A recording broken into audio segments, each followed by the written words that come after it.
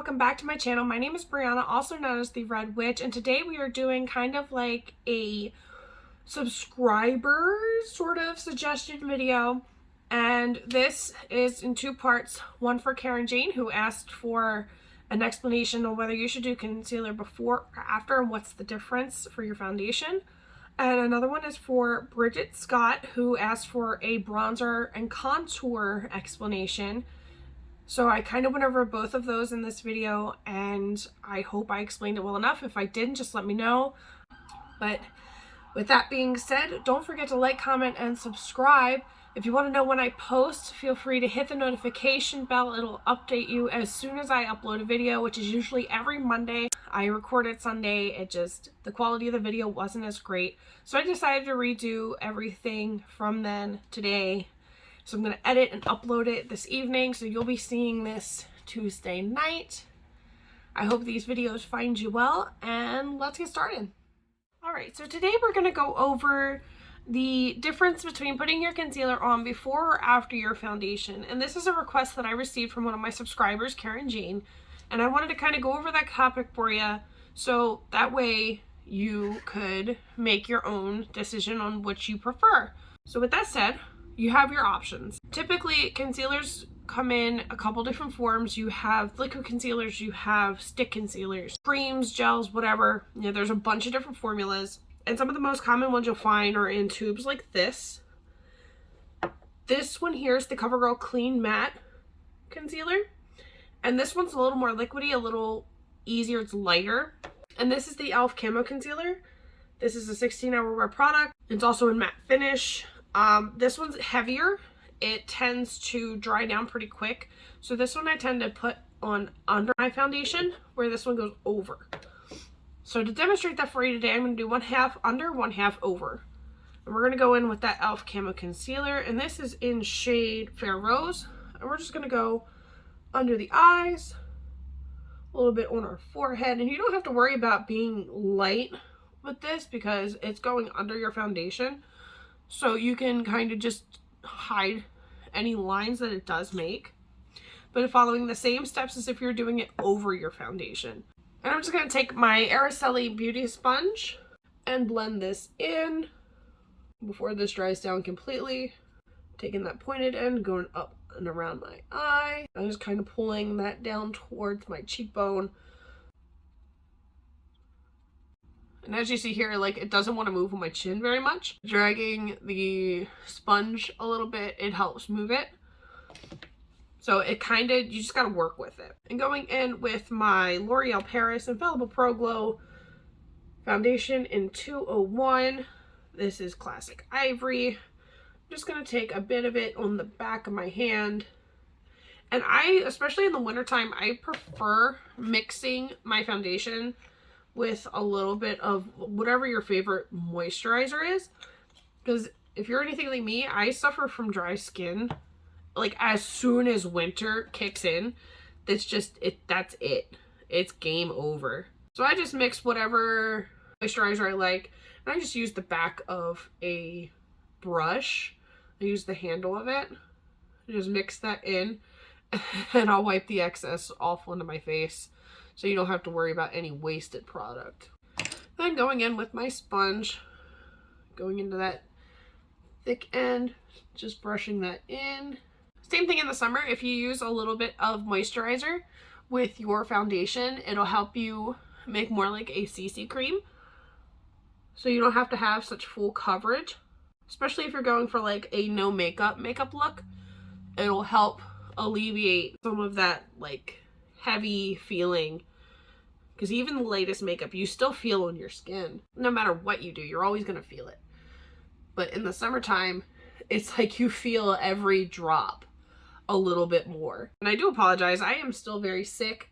And this is now my second time recording this. The first time, it just did not have a good time. I went to edit it. For some reason, it was very blocky. It didn't have any smoothness to the video, and I was not happy with the way it looked, and I did not want to send that out looking as bad as it did. I'd rather put out good content, something that is more polished, than something shitty, you know? I'd rather take my time and make it look good than just put it out for the sake of putting it out. So we're going to go in with the Covergirl and do the same steps we did before, just on the other side and over the foundation. The other thing I'm going to do is put a little bit on my nose. Then same thing, just blend that out. Light hand. You want to go in gently just so you don't move your foundation too much. Just give it a good once over just to make sure that everything's blended the way you like before you move on. Because kind of once you put your powder on, that's about it. Another thing I will do for a dry face is I have this Grace and Stella Rose Spray. It's a hydrating spray. There's a bunch of different ones. I got this in a Birchbox, and I'll just go over, do a couple of spritzes before my powder, just so that kind of mixes with my foundation and helps hydrate my skin before I mat it all down with the powder. It also helps give you a nice glow from inside because your skin's actually moisturized and healthy and happy and being taken care of for once. All right, now that that's done, we're gonna take a nice loose powder. This is the Maybelline Fit Me powder. It's a loose finishing powder, and this is in 05 Fair. I'm just going to take a little bit of that and go under my eyes first to help prevent any creasing up under my eyes where we put all of the foundation and concealer. Do the same thing around the edges of my nose and around my mouth, because wherever your face moves the most, you're going to see some cracking and some creasing. So putting a little extra powder helps alleviate some of that. I'm just swapping this for a bigger brush. Tapping off the excess. We're just going to do a nice once over with a light hand just to make sure that it's dried down, because you don't want your foundation to still be like a little tacky, because then when you touch it you're going to end up moving it and it's not going to be pretty, because then you have to spend time fixing it or attempting to fix it, and it doesn't always work. All right, so here's our base done. Now we can do contour, bronzer, blush, all of that stuff, whatever floats your boat. As you see, it really doesn't look any different. It's really just about the weight of your product and the consistency. Some it does work better underneath, some it does work better over top. It just depends on what you have, but there's no law saying you can't reverse it. If you have an easier time blending it out, feel free to put the e.l.f. on top. If you prefer to put the CoverGirl on the bottom, do that too. It's whatever floats your boat. There's no rules in makeup. It's what makes you happy. Makeup at the end of the day is just art on your face. And if something I'm doing doesn't work for you, feel free to change it. Make it yours. Whatever works for you is what works for you. All right, and moving on to the rest of our face, we're going to be going over like bronzer versus contour for Bridget Scott, another one of my subscribers who asked for this. We're going to be taking today, this is Shades by Shan. It is a bronzer, and this is in the color Latte. Here's what the packaging looks like. I got this in Ipsy, and here's what the inside looks like. It's nice and warm without being overbearing. You're going to take it on a nice, it's a compact but round brush. It's nice and fluffy, because we're going to start with this as a bronzer. I'll use it again as a contour because you can do both, but I'm going to take a little bit of product, tapping off the excess, and the purpose of a bronzer is to warm up your face and make it look more sun-kissed, especially in the winter months when our skin's a little bit lighter and of course we don't see the sun as much because it's cold as hell outside and nobody wants to be out there unless you're me and you like the cold, but that's a different story. So we are going to go around our forehead. You're basically going to follow the edges of your face wherever the natural shadows will be. Make sure to hit your temple and blend that back. You want to make sure you're pulling it towards your hairline and not in towards your face, so you get a nice gradient back so it really looks like a shadow versus you're smearing dirt towards your face. And then we're just going to warm up our cheekbones a little bit. Bring this down towards our chin. Basically, you want it to look like a 3 on your face. That's the easiest way to describe it. So it goes forehead to cheek to chin. So it's like a little 3 that you're drawing. And I like to take it right around the edges of my face underneath as well, because as I've explained before, I'm a big girl. I'm not a size 2. So I like to have a little bit of defined jawline. I'm gonna be, once I get out of the sickness and once I get my back issue under control, I do plan to start going to the gym and kind of documenting my journey on Instagram for you guys. All right, just making sure everything's nice and blended in. You can also take a little bit of this down the sides of your nose like contour. And you can either use the same product or reach for something else. I think I'm actually going to reach for my usual contour palette. I do need to get more just because this is a bit darker. So I do prefer using it as a contour. And I'm just going to be taking, this is Complex Culture's Cheek Chiseler brush. I've also received this from Ipsy. So we are going to use that today. We're just going to dip in. This one's a little hard to get product off of, so you really got to like smack your brush into it. And following the same steps I've told you before, you start right under the apple of your cheek and pull back towards your hairline. It helps define your cheekbone. You want to pull it up, not straight back, not down, but up, and then blend it out. And then you're just going to follow a similar amount of steps in the fact that you're going to go around. You're going to hit your temple and make a nice little shadow there. Maybe deepen up around your hairline, depending, you know, some people have bigger foreheads and they like to kind of contour it to hide it. Mine's average, so I don't really worry about it, but it is a step you can do. It's just the same thing.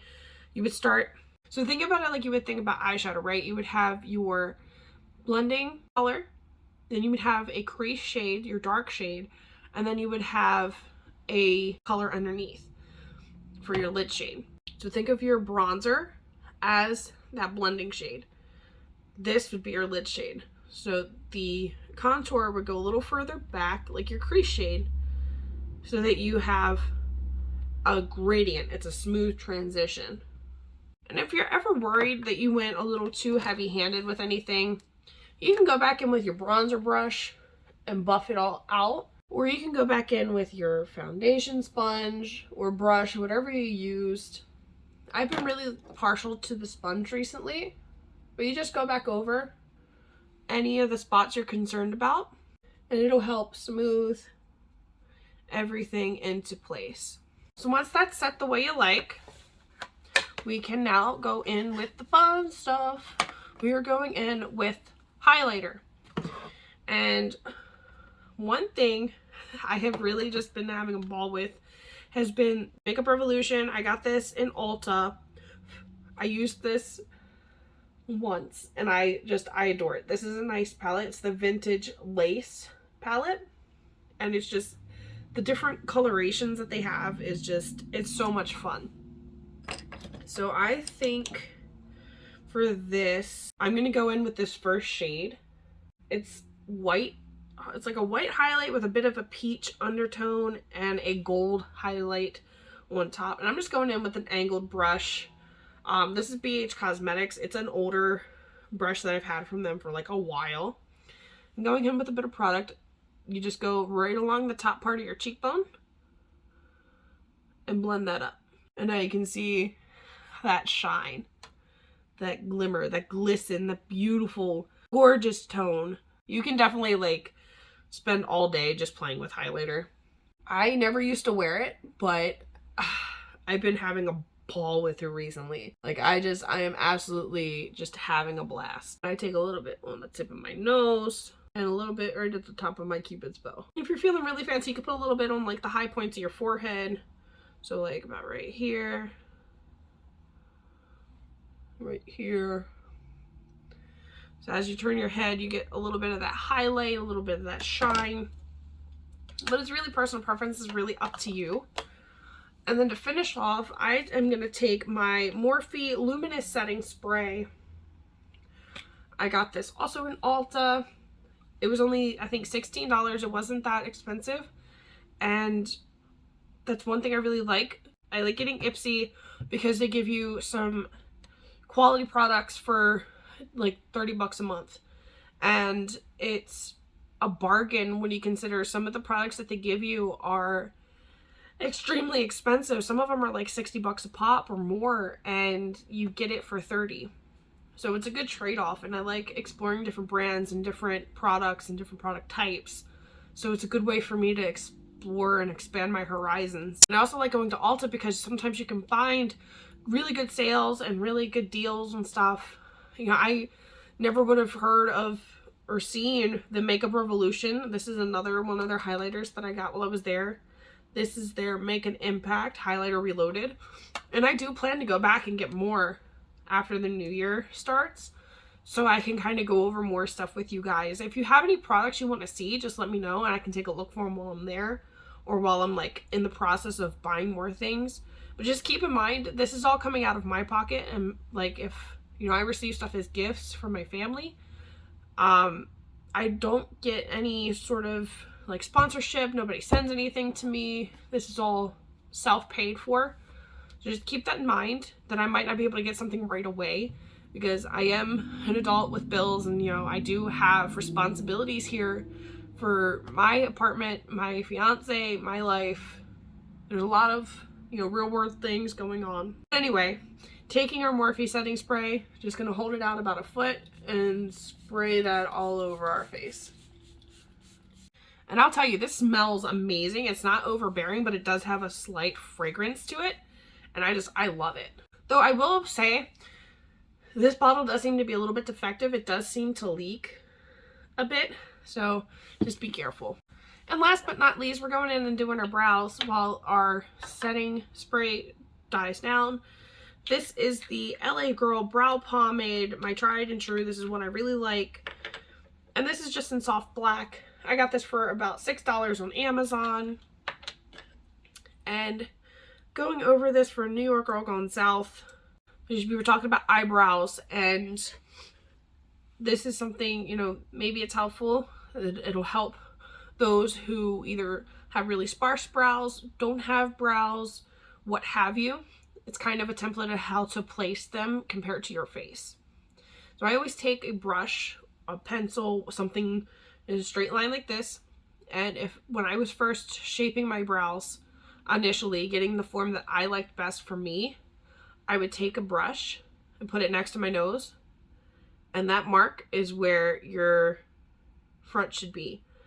So going in with a little bit of product, I just make a mark, and then going on an angle, following up to my iris, right around to the color part. That's where your highest point should be. So it should be right here.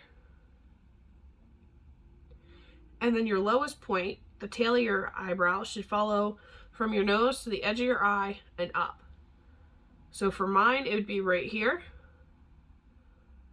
And I just make a little line there. Now you can go and fill that in.